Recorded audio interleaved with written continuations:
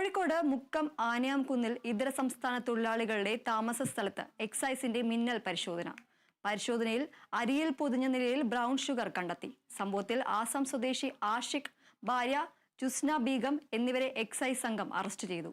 പരിശോധനയ്ക്കെത്തിയപ്പോൾ room പൂട്ടിയ നിലയിലായിരുന്നു.